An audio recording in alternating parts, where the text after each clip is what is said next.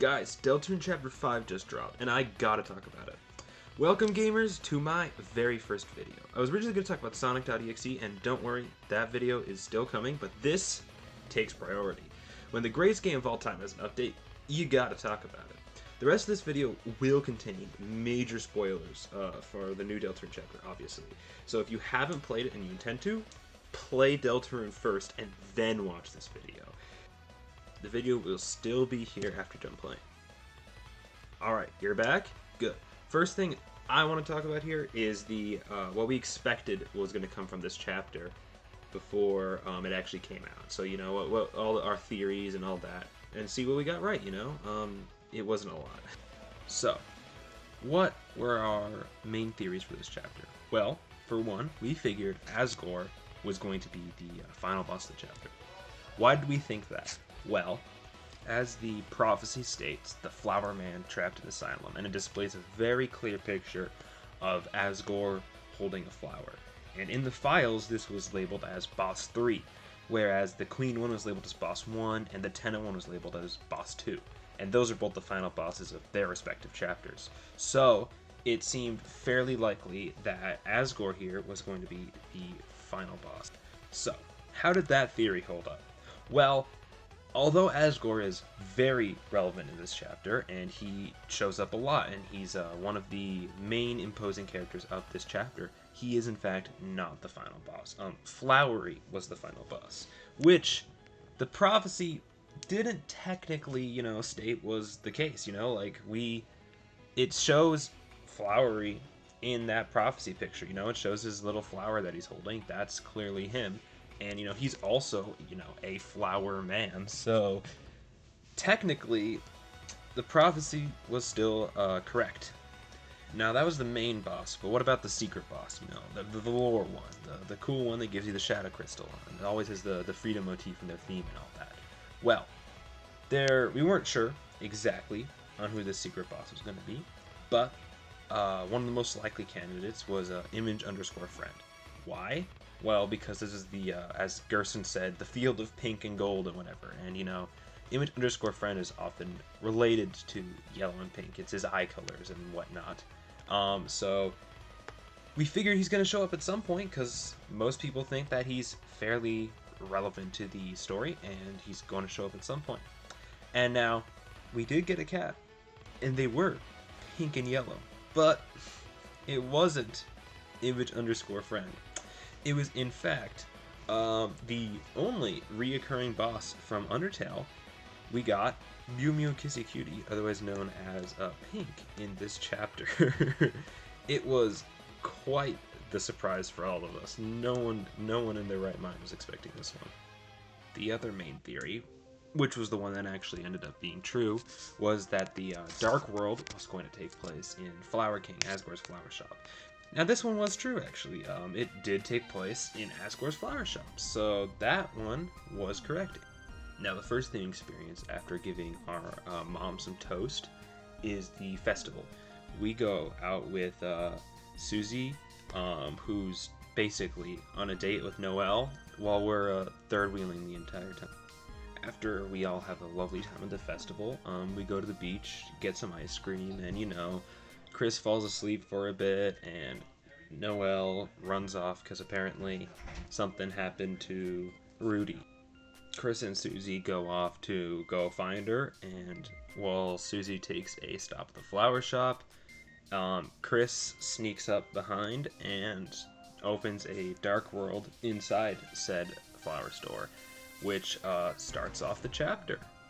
As we enter the Dark World, we find Asgore, who seems to be pretty chill about the entire situation, hanging out with my goat, the greatest character, except maybe for Bergley, Flowery, who is absolutely amazing, peak character.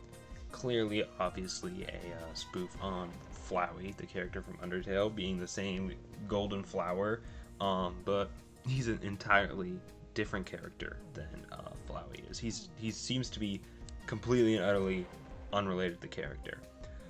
Along the way, we also find the other 6 colored flowers who take on designs that are very reminiscent of the 6 other human souls, due to the fact that the stuff they have is very reminiscent of the equipment that that we can find in Undertale that is related to the souls. Take it for example, like the purple one has a book, glasses, and the the yellow one has the cowboy hat and the gun, just like they do in Undertale. So clearly there are some parallels between these characters.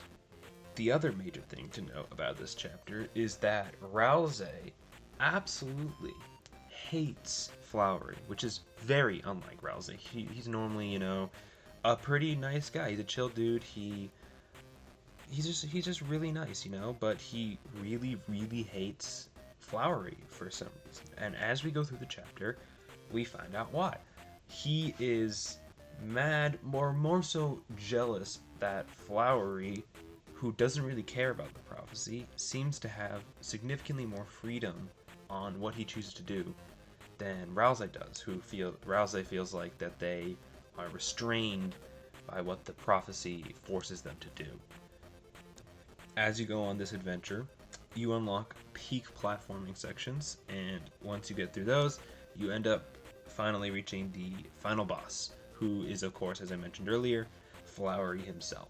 And he wants this Dark Fountain to stay open because he loves Asgore. He thinks that Asgore deserves to have his own little world to hang out in. And he thinks that, you know, his Dark World is just as much of a right to stay open as the one in the closet, Rouse's Dark World. And which he isn't truly wrong there. As far as we're aware, they're functionally the same. The only way to win said boss fight is to spare Flowery, as far as I'm aware, because you cannot attack him with Susie and Rouse. They refuse to do so. We got a new secret boss, that being Pink, or Mew Mew Kissy Cutie. I mentioned them a little bit earlier, but I still think it's absolutely insane that we got these as we are expecting something extremely lore relevant, because, you know, a lot of secret bosses are, like, you know, Spamton, you know, or the Roaring Knight himself, are extremely lore relevant. But this one was kind of just to be a little silly, which, again, this chapter is kind of meant to be a calm before the storm chapter, so that makes sense, you know, because it was a silly little secret boss that was sung by Hatsune Miku, I believe, which is really hilarious. But yeah, it's just kind of like a silly little boss fight. You play a little dating mini game to get them to stop fighting you, and that's kind of all there is with that character. And so he is on his goal to look for the knight because he wants to kill him, because he thinks that, you know, everyone blames him for something that we don't really know. I think it's Dess's disappearance, but we aren't sure. And he knows it's due to a dark world, and no one really believed him on that. And he thinks that by killing the knight and stopping it and proving everything here was real, everyone's gonna forgive him, and, you know, his family will like him again, and all that stuff. So that was his main drive, and that's the reason he mainly stayed in this dark world. Not even though Flowery just kind of wanted to have fun with his good old pal Asgore. At the very end, Asgore gets captured by the Roaring Knight, and Flowery does his best to stop him. However, my goat didn't make it. He unfortunately loses the fight because, you know, Roaring Knight uses the power of cutscenes to defeat Flowery in a obviously unfair fight. So he loses, and we can't bring the flowers back with us because these things are too fragile, and they're only really around due to Asgore's love for these things. So we can't really bring them anywhere. So they're stuck here, and Flowery is extremely injured. And as we exit the Dark World, we find a piece of paper inside of Flowery's pot that has the next part of the shelter code. And as Chris, you know, because he's working for the night, because he's Bubbeth, tries to tear up the piece of paper, Susie comes in, and she's like, "Whoa, that's nice to find, Chris." And they find the next part of the code. So we now know 2 halves of the code, which is pretty nice.